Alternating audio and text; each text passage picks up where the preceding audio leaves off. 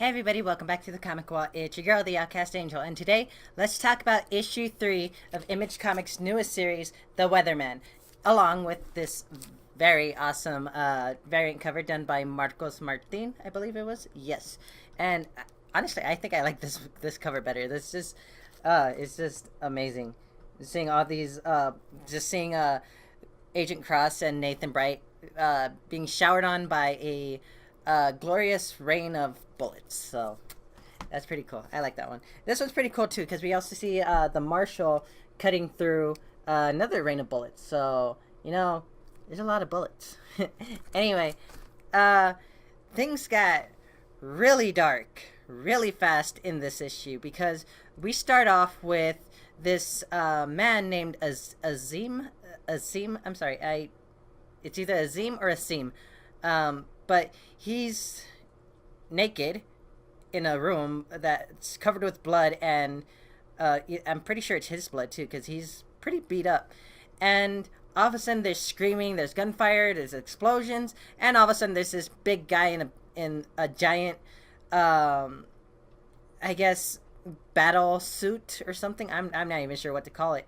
And he's busting Azim out of here, and it's just absolute chaos. They just this guy just shreds these other soldiers to bits with gunfire, and then blows them up with grenade launches and everything. And then we see this blonde woman who this guy in the battle armor pins to the wall, saying that we need codes for this escape door. And he asks who's in charge. She says he is. He's like, wait, I'm in charge? And he looks to Azim and says, oh man, Azim, that look on your face never gets old. And blasts him in the face. What the fuck just happened? So, turns out, this was all some kind of simulation. And we see Azim here looking a little more cleaner and a little more handsome. I gotta admit, even for a drawing, he's pretty handsome. He's pretty hot. Anyway, turns out this was all some kind of like simulation, some kind of what the blonde girl who is actually in this room as well and not wearing much clothing. She says full immersion. Mr. Asim felt the physical and emotional distress as if it were 100% real. And this guy Asim looks terrified. He looks, if right here this guy who was in the battle armor is questioning the blonde, saying, and the pain of death, like it actually happened. Outstanding. 25th times the charm. Turns out he's developing this kind of immersion program in order for people to live out their fantasies, I guess. And a lot of it, like right here, he says, adapted from recent developments in the porn industry. Fine work those folks are doing. Ugh. Anyway, turns out we get a little more about Azim. We hear a little more about Azim. It turns out he worked for the organization that this guy is part of, and I believe this guy is actually the Pearl. I know when I did the September solicits for Image Comics, we talked up on issue 4, and they mentioned the Pearl. They don't exactly say his name here, but turns out Azim worked for this organization that the Pearl is running, and after he was denied a raise, he stole one of his narcotic shipments, which he didn't take too kindly to, in which the Pearl had Azim's wife slaughtered in her hospital bed, framed him for the murder, and sold his infant twins to cover, well, not all of his debt. Ugh, that's terrifying. And not only that, he questions them, saying like, how much is revenge worth to you? Which, if I were Azim, which I'm kind of glad I'm not, I wouldn't have said anything, because instead of instead of not answering the Pearl's question of, if I were to sign my sizable fortune over to you, what amount of money would you pay to see me dead? 1,000,000 plugos, 1,000,000,000? And he says, all of it, everything I own, and more. But turns out the Pearl had another plan in mind, because we see a door open up, and we see Azim's father-in-law not looking too happy. And Azim is absolutely terrified. I mean, before he was already, well, now he's still pretty soaked in sweat, and he looks pretty hot. I'm sorry, but he does. But he also looks very terrified. And an interesting thing here, the Pearl kind of goes into a little, not so much a rant, but a explanation on how a pearl is made. He says, let me tell you something interesting about pearls. They're a defense mechanism. When a parasite, that's you, finds its way into the closed system of an oyster, the oyster wraps it in layer upon layer of iridescent lacquer until its rough edges are smooth and the parasite's light has been extinguished. Hard to believe, but the core of a pearl's beauty, the very foundation of its value, is death. And the pearl lets Asim's father-in-law loose, and his father-in-law beats the absolute shit out of him. Honestly, he beats him to death, and this is just so bad, because we see here as the Pearl and his assistant watch on. I'm not even gonna show this, because just seeing Azim's battered body as the, oh goodness, this one was hard for me to look at and hard for me to read, because it's brutal. I mean, this guy didn't deserve that. I mean, he should have been more careful, but he didn't deserve that. And just the fact that he died that way is just, jeez. Turns out, we also find out that the bounty hunters that were after Nathan Bright in issue 1 and issue 2 are actually hires of the Pearl. And when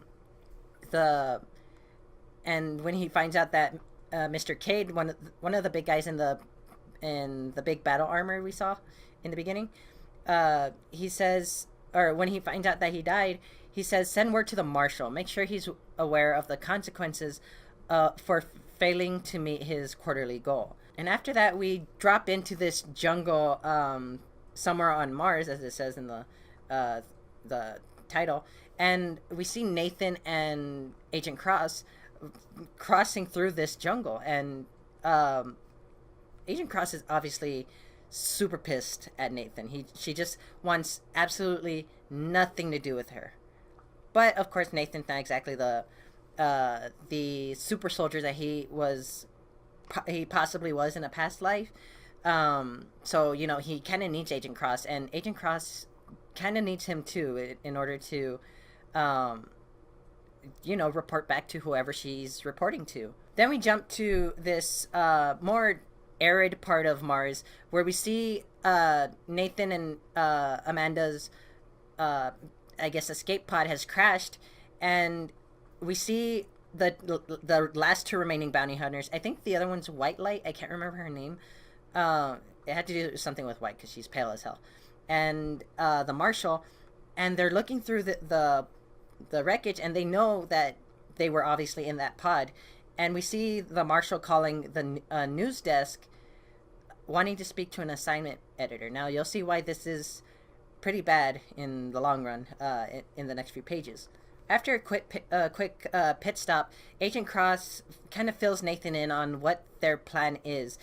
She tells him how the doctor that wiped Ian Black's memory is a woman named Miriam Nisith. I'm sorry. She kept detailed records and stored the memories she removed on physical hard drives, as we see here. But when they raided her lab, her and her hard drives were gone, and it's just completely empty now. And so she continues to say that her mission is to find her former assistant, Orrin Wetzel, as he might be able to lead them to Neseth and the Ian Black hard drive, which, as we saw in the last few issues, Nathan Bright might actually be Ian Black, the man responsible for the attack that either destroyed Earth or just possibly destroyed Earth, yeah. And really what they want the most is to extract information on where to find Girner, the the actual man behind the attack on Earth. Nathan or Ian Black was more a pawn in getting the weapon responsible for the attack. But shit turns from bad to worse when a news broadcast airs over one of the giant monitors hanging up in the city that Nathan and Amanda are in. And it's the news anchorman is saying, "Breaking news alert. Ian Black, one of the men widely believed to have masterminded the attack on Earth, has been identified living on Mars under the alias Nathan Bright, a local weatherman from Red Bay, Arcadia. Black was last seen this morning here in downtown Tharsis along with this woman," which we see that now Nathan and Amanda are targeted now. Because the anchorman just says, "If you or someone you know encounters these individuals, please feel free to shoot them right in the face."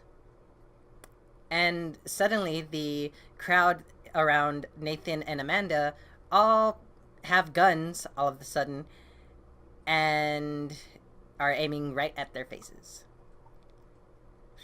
Shit got bad. Like, this issue really shows how shit hits the fan and makes an absolute mess. This is absolutely bad for them, you know?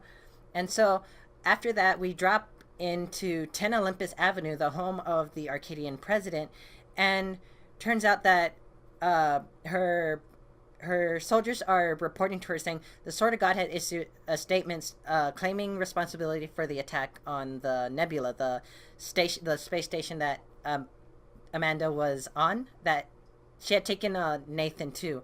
But turns out they have no they don't really have the full idea as to why Amanda Cross was there, because the man Fitch, the one she was reporting to, turns out he may have been using her under a very secret operation that even the president didn't know about, or her director or soldiers, you know.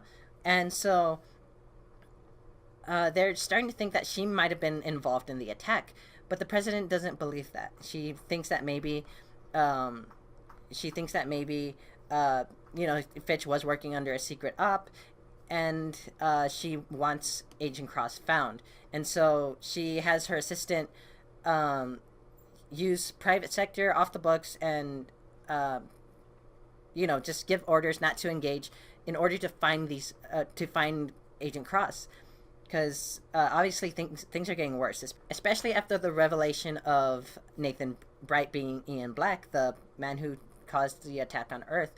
And so that's that for this issue.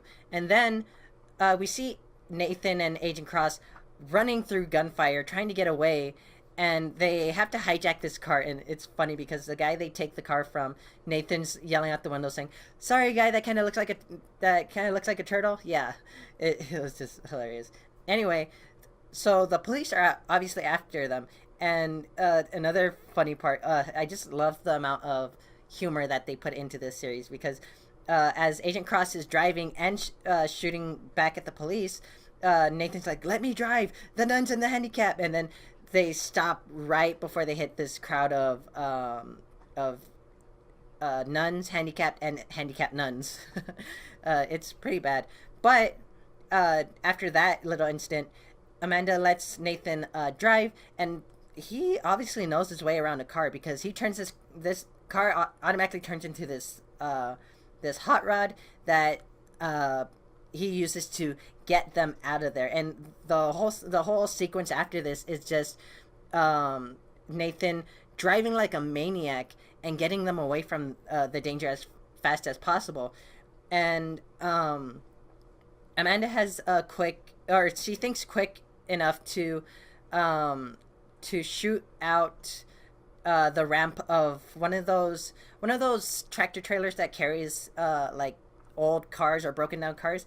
And basically they go GTA on this by driving up off the ramp off the freeway and basically into another area that the police can't get to. After they get away, we see them in an alley as they're trying to,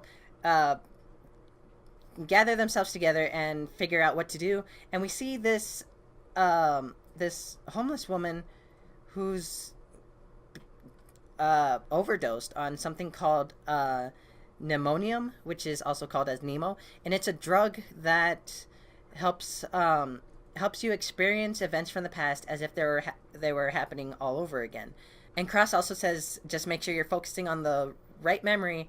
It'll amplify bad ones as well. I think we'll see more of this because I mean they wouldn't just pop it up for nothing, you know. So maybe they actually use this in order to get Nathan's memory back. But as they're talking, they get into this argument because Nathan is asking, like, Cross, Ian Black's memories. Ugh, it sounds wrong. When they go back in my head, what's going to happen to me? And she says, I don't know. I really don't know. And Nathan's really pissed by this. He says, it's going to kill me, isn't it? You're going to kill me so you can kill him. And Amanda tries to kind of dodge the question, like, that's not what's happening here. But we go back to a conversation that they had in issue 1 where Nathan says, people need someone to blame, right? I'm the guy. Is that... And Cross tries to counter this by saying, we're trying to save lives. This is the only way. And Nathan brings up, yeah, that's why you beat the crap out of me. Hung Sadie around my neck with her brains falling out of her head because you wanted to save lives. And as they're fighting, Amanda says, I'm sorry that Ian created a fake person to hide behind, and I'm sorry that person is you. But if you think for 1 second I'm going to lose sleep after you've been deleted, you are sorely mistaken. Now, she's the one who's mistaken because she shouldn't have said that. Nathan is absolutely livid. He says, I knew it. And turns out he's lifted her gun and is pointing it at her. And so she's like, you won't last 5 minutes without me. And the last thing Ian says is, 5 minutes without you is worth dying for. And he fires her gun. Now, I really don't think he shot her. I don't think he has the stomach for that because, I mean, granted, he may have just shot to, like, scare the shit out of her, but that's where this issue ends, and it continues on in Weatherman 4.